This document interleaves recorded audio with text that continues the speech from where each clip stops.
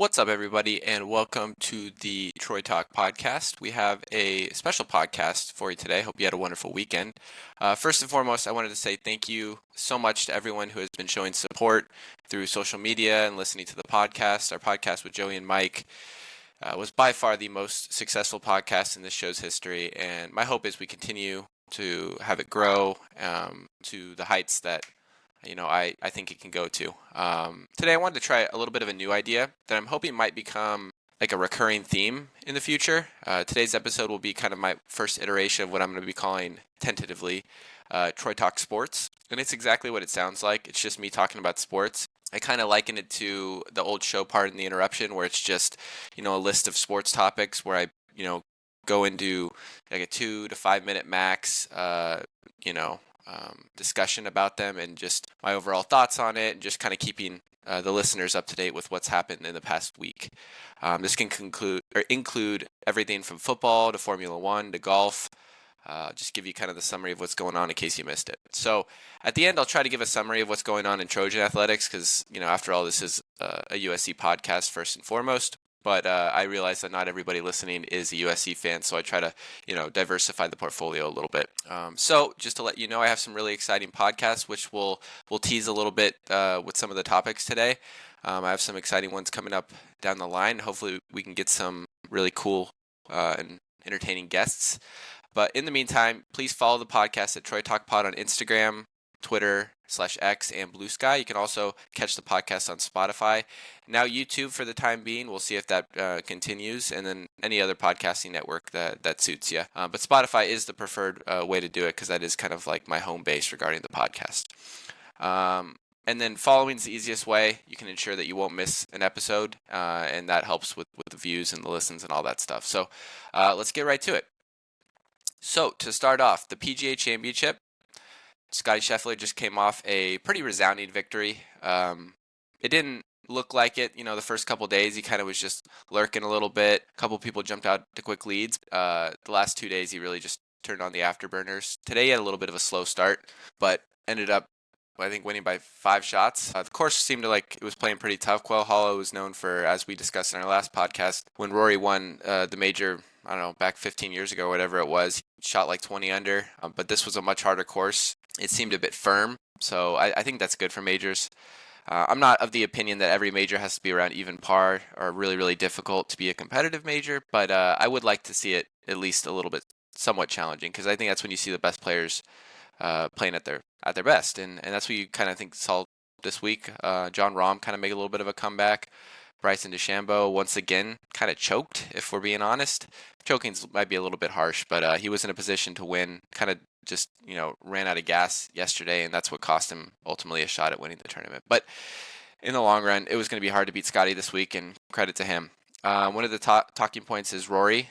One, him not talking to the media, and I'll just give my quick 2 cents about that. I don't think he owes anybody anything at this moment. He was in, 50th place today or something like that. I'm not going to expect someone to stay 4 hours after to congratulate the winner or talk to the media or anything like that. So let him mind his own business. I think the majority of the flack's coming from live golf people, so which I tend to ignore anyway. Another thing was his driver. That's causing a lot of drama and people calling him a cheater because his driver was, quote, non-conforming. And what that basically means is the specs or the testing that they put the drivers through wasn't up to the PGA standards. And I guess it was what they call, quote, hot, which basically makes the ball go a little bit further. Joey could probably give a better explanation for this. But either way, he switched out the driver. And the reason this happens, and people that follow golf, it happens all the time. It's basically when the driver hits the sweet spot too much or over and over again, you eventually get what happens to be a non-conforming driver. So Rory is a pretty good driver of the golf ball. He hits the sweet spot a lot, so it's not uncommon for him to have to switch out a driver. So don't really think it's much of a talking point in the long run, and I think we move on. But one thing I did want to bring up, Michael Block basically getting dead last place, which we all loved. And an interesting quote that friend of the podcast, Michael Pfaff, sent me. He said, Michael Block, and I quote, the reason that or I shouldn't say I quote, it's paraphrased, but the reason he played bad was because there wasn't a big enough crowd following him. So, always around, the world revolves around Blocky. Really hope I never have to watch him play golf again, if I'm being honest. All right, next we're going to transition to playoff action. We have the NBA playoffs and the NHL playoffs. First, we'll start with the NBA playoffs. Been kind of an interesting one this year. A lot of the favorites kind of going out early. The Knicks advanced in dominating fashion after the Jason Tatum injury. But I think it's fair to say the Knicks probably were going to win that series even with Jason Tatum. Whatever they did, they figured something out, and credit to Coach Tibbs and the whole Knicks team. I mean, they're playing some tough ball right now. I don't know if it's a sustainable type of basketball to win a championship, but I mean, they're playing the Pacers, so I don't really believe in the Pacers either. So I think whoever wins the Eastern Conference is going to lose to whoever wins the Western Conference anyway. So it might be a moot point. But one of the listener questions wanted me to discuss the Pacers and more specifically Tyrese Haliburton. A lot of people recently have just been kind of going off on the Sacramento Kings, and because they traded Tyrese Haliburton. And I think the reason a lot that they did that, and I think the reason why I've been kind of cold on Tyrese Haliburton is just because I don't really see him as a winning basketball player. And I know that kind of sounds a little funny, but I just think he gets a little too streaky, and his game is like totally reliant on his offensive ability, and he can just go completely absent in games. And he was doing that early in the year, but he's turned it on as of late. And I was looking at the analytics, and he's a 99th percentile offensive player, so literally the best in the league as far as analytics. However, he's a 39th percentile defensive player, so that's where I kind of run into a little bit of a roadblock. I think defense wins championships in the long run, so having your best player, I mean, not saying, I mean, there's people like Kyrie and things like that where you can not be that great at defense and still win a championship, but I'm not sure the Pacers have an elite enough defense to kind of go further in the playoffs and ultimately win a championship, especially when they have to match up against either the Wolves or the Thunder. And then, good segue, the Thunder and the Wolves will face off on the Western Conference Finals. I mean, credit to the Nuggets for taking the Thunder to 7 games. But I watched the game today, and it was an absolute blowout. Thunder just absolutely whooped the Nuggets. Even with the Aaron Gordon injury, I think the Thunder would have won pretty handedly. I think the spread was like -8.5. So I think the Thunder team is pretty much without flaws. I mean, Alex Caruso on the defensive end, Shea, despite his annoying foul baiting, is one of the best players in the league at scoring the ball. Jalen Williams is one of my favorite players in the league, and they just have so much depth, and they really play as a team. So should be a good series between the Wolves. I think the Wolves are playing some really good basketball. Wouldn't be surprised if that goes another 7 games, and like I said, the winner of that probably wins the NBA Finals. Okay, next, the NHL playoffs. The Leafs, I don't think the game's over as of recording this podcast, but they were down 3-0 last I saw. Will probably lose yet another Game 7 against the Panthers. That organization is cursed. I cannot imagine being a fan of that team. So we'll end up seeing Panthers versus Canes in the Eastern Conference Finals. I've been a big believer in the Hurricanes this year. For those that don't know, it's just a really solid hockey team that plays really good within their system. Not a lot of superstars, I would say, but there's a lot of really solid players, and their coach is one of the best in the league. Panthers did win the league or the Stanley Cup last year, and they're a great team too. But I'm hoping Canes kind of put it all together finally and get to the Stanley Cup this year. And in the other end, it's going to be an absolute fantastic series between the Stars and the Oilers. Stars dispatched the Winnipeg Jets this past weekend. I guess would have been Saturday. Stars are playing good hockey, and honestly, not even close to the best hockey they could play. I think they haven't even reached their ceiling. They're going to need it though. The Oilers are playing the best hockey the year for them. McDavid is always a threat. So Stars know last year, McDavid basically single-handedly carried the Oilers to beating the Stars. So we'll see if the Stars can finally get over that hump. I think this is 3 straight Western Conference Finals. So as Stars being my second team behind the LA Kings, I'm really rooting for the Stars, and Stars Canes would make me very happy, if you can kind of catch my drift. And then basically just want to tease a little bit of an upcoming podcast that might be coming maybe in a couple weeks when the Stanley Cup starts. Hopefully I have a guest, one of the most knowledgeable hockey people I know, see if we can get him on and kind of give a recap on the Stanley Cup or the NHL playoffs so far, give our kind of like superlatives of what's happened, and then hopefully give our predictions for the Stanley Cup itself. I think it should be a really good show, and hopefully these playoffs, they've already been fantastic, probably the best Stanley Cup playoffs I've ever seen. So yeah, hoping for more of the same. All right, next, Caleb Williams. So it feels like Caleb Williams is always in the news, but reports about him trying not to get drafted by the Bears, which isn't exactly old news. I think this was kind of around the draft this happened, but I guess a recent book came out, or an excerpt of a book where uh, I'm just kind of paraphrasing here, but Caleb didn't want to be drafted by the Bears, and his dad didn't want him drafted by the Bears because that's, quote, where quarterbacks go to die. And I agree with that. I mean, the Bears are a horrible organization. Or at least they have been in the past, 20 years or so. They just, and especially recently, they're just not run very well. And I can understand with how talented Caleb is, you don't want to go waste a bunch of years in a really bad organization. But I will say, from my understanding, Caleb wasn't super excited to go into the Bears, and understandably so. He was worried about the coaching, and which turned out to be correct. But he ultimately met with them and said, "Hey, I'm ready to commit 100%.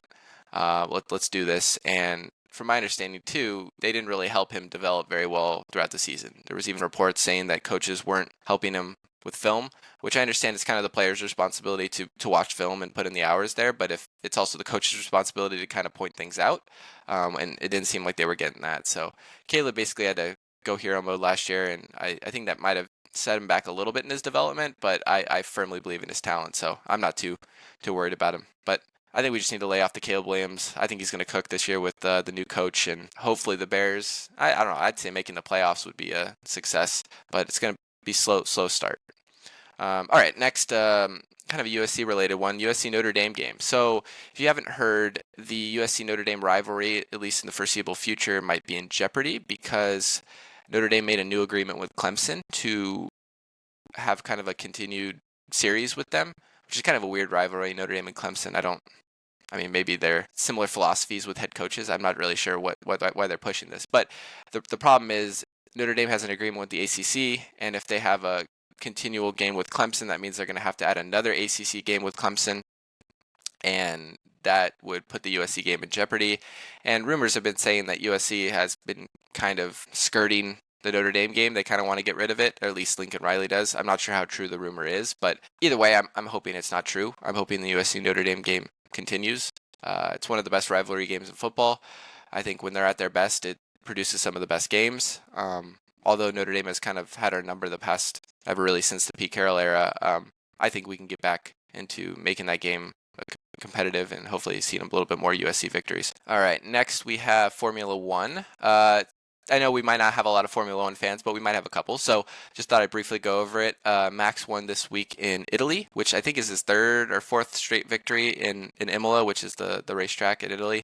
Oscar Piastri is still the leader, and McLaren is still, I think, dominating the Constructors' Championship. So the big story, I think, was Ferrari Ferrari's always kind of underwhelmed, but especially in their home race, it's kind of more of a big deal.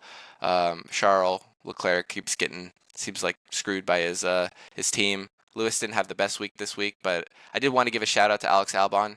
For those that don't know, he races for Williams. Really has the last 3 years or so been very, very solid for whatever car he's been putting on the track. He's raced well in whatever that he's been given. So he's finally getting a fast car this year. Williams is pretty fast, so he got a 5th place, which is, really, really good. And he's, I think, 7th or 8th place in the overall Racers Championship, which is in a Williams car, I think is very, very impressive. So hopefully he continues with that, because I would say he's probably my favorite Formula One driver. All right, next we got a little bit of soccer. Crystal Palace wins the FA Cup. FA Cup, for those that don't know, is basically, it's kind of like a competition in England between the different leagues. So there's the Premier League, Championship, League One, League Two, and so on and so forth. And all of them combine in this, season-long tournament, and it culminates with a game at Wembley, which was Crystal Palace versus Man City. Really cool competition in general, because there's a lot of underdog stories, and obviously Crystal Palace is likely never going to win the league, or at least not in the foreseeable future. So it gives them a chance to win a piece of hardware, and I believe this was the first FA Cup that Crystal Palace has ever won. So I know that probably made a lot of people's lives, if we're being honest with you, all the fans there. I know some of them, I saw the interviews, they were moved to tears and said this was like top 3 best day of my life. So love to see that. Also love to see Man City lose. So good day of football for me. Also, just because this is kind of a pseudo Arsenal podcast.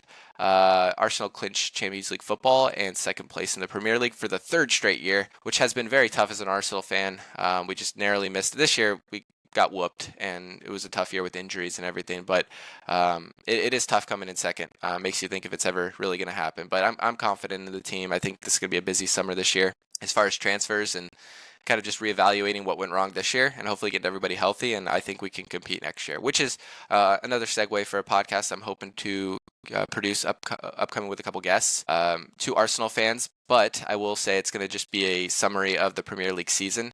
And we did kind of a competition or a contest trying to predict what the table was going to look like at the end of the season. So that should be fun to go over. So hopefully we can get them on and kind of have some banter because they're some really fun, entertaining guests, I think. All right.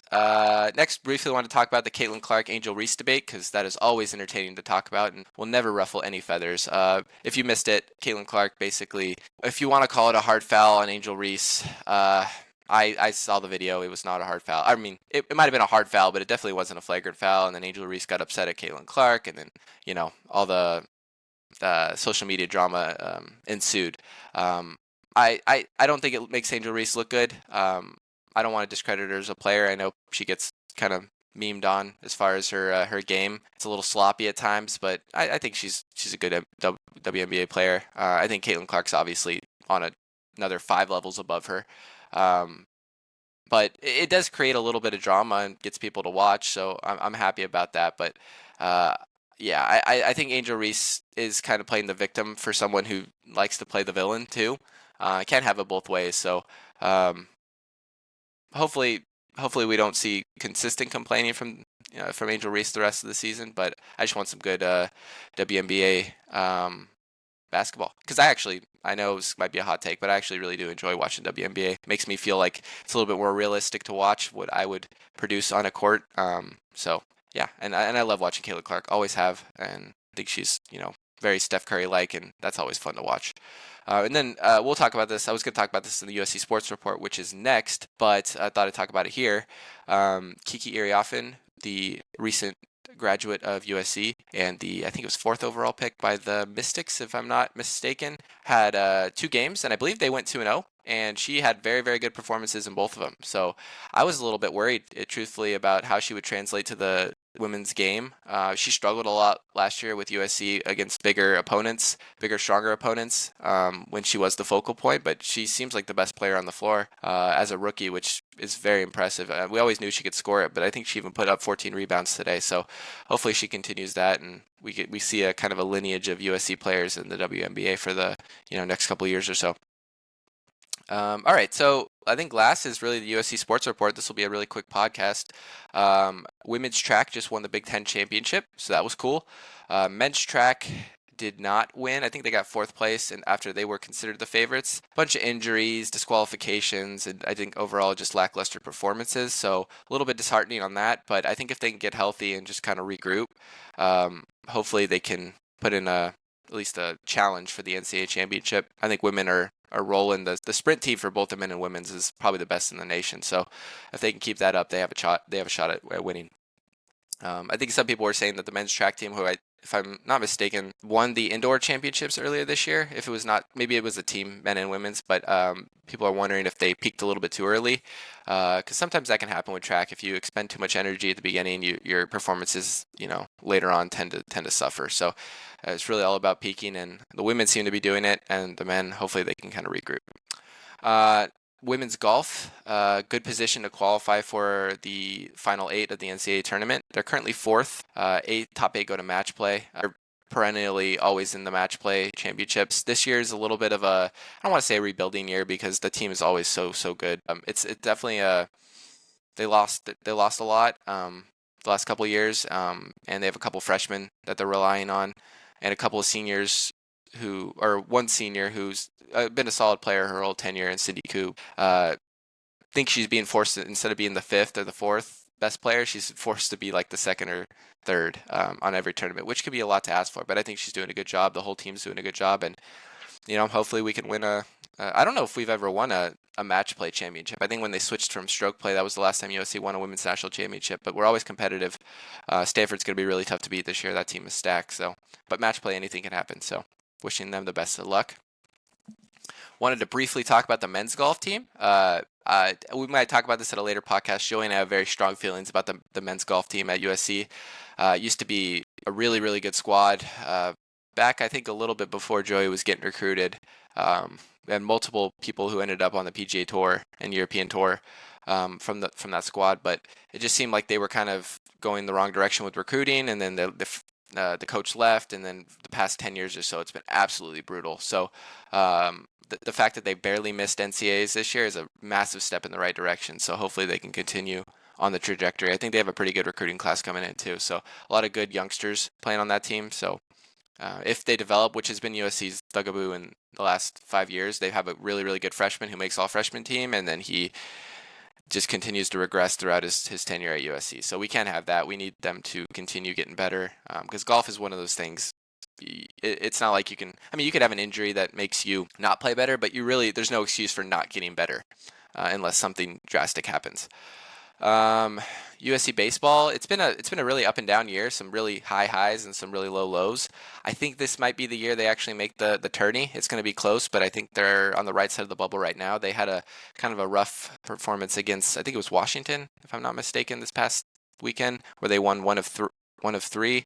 But I think that was enough because Washington's actually a pretty solid team, and it was on the road. So hopefully they get in. They'll probably be a 3 seed in their regional. And, college baseball is cool because anything can happen.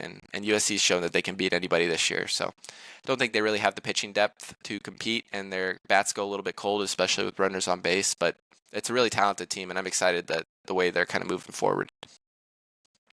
USC women's water polo, I believe it might have been last weekend, they lost in the national championship. It's been really downhill since the coach left, back when I think I was there. But I understand that had a lot of controversy behind it. And it's not like I think it was the wrong decision to let him go, but it's obvious that he was a really good coach and he was producing the national championships at a level that USC may not ever see again. So let's see. And then lastly, to end it on a really good positive note, the USC graduation was this past week, the athlete graduation, and you saw the likes of Adoree Jackson and Ronald Jones and other football players come back and get their degrees. And I always thought that was a really cool thing that USC did, and I'm sure other schools do as well, is basically if you come to USC and you leave early, they give you free tuition and the ability to come back and work on your degree whenever you want. So some people do it incrementally, take classes incrementally as part-time students. Some people just come back for a semester and knock it all out.